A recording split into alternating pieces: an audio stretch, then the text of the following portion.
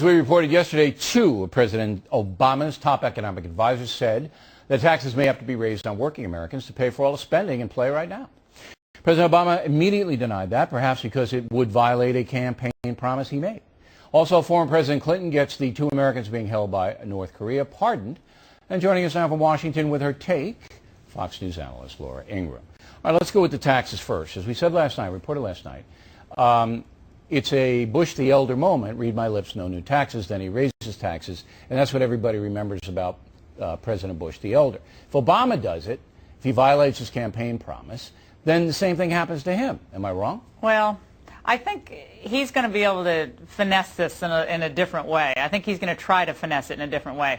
Bill, I think what President Obama is setting us up for is for him to come forward and say, well, you know, I do this with a reluctant heart. We didn't realize at the time that the economy, the Bush economy, was as bad as it was. And so I, with a heavy heart and with great hesitation, have to say, we have to raise taxes. We all have to share in the sacrifice. The numbers don't add up. And we're going to do the best we can for the American people, and this is what we have to do. I don't think the American people are going to buy it. I don't think they're going to buy it for 1 second. Well, what else is he going to do? He's not going to raise them. Spending. He's not going to raise them. Do you think he's going to cut spending? What is he going to do? That's an He's going to have to raise taxes. Is he going to cut spending? I think the health care plan is toast. I don't think it's going to get through. Bill, even if, as the Wall Street Journal pointed out today, even if everyone making over $500,000, the feds took 100% of that income. Yeah, it would never cover it. In 2006, that only added up to $1.3 trillion. This budget is $4 trillion. The numbers don't add up. Summers is smart. He knows they don't add up. Geithner is smart. He knows they don't add up. And so the trial balloon became a lead balloon, and Gibbs started stuttering and stumbling. Here it is, Laura. And I think that this is, and I'm being as respectful to President Obama as I can. It's his birthday. And I know you went over with a cupcake with a couple of candles on it. That's the kind of person you are.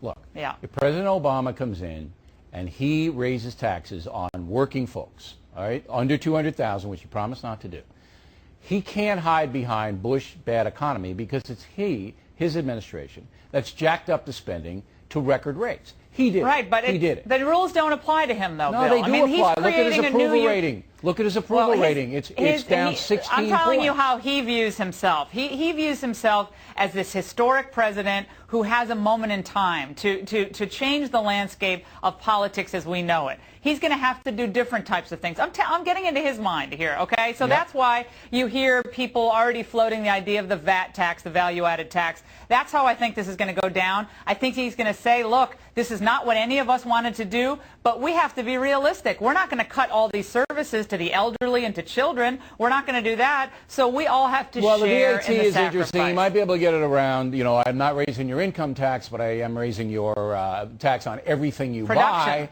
like they do in Europe. But if he does, I will predict he's a one-term president, period. Now, Bill Clinton he might be anyway. Goes to North Korea at the behest of the families of the two Americans who were kidnapped by North Korean authorities, tried in a kangaroo court, and put in prison. He has secured their pardon, has Bill Clinton. What say you? Well, what did North Korea get for this? That's the big question here. They got a meeting, here. The first meeting in 20 years. We don't know what they got. Yeah, well, we don't know what they got. I think it's wonderful, obviously, that he secured the release. I mean, who knows what they've already gone through, these two female journalists. That's great news. But the North Korea probably didn't do it just out of the goodness of their hearts. No, they got the meeting. They got the propaganda meeting.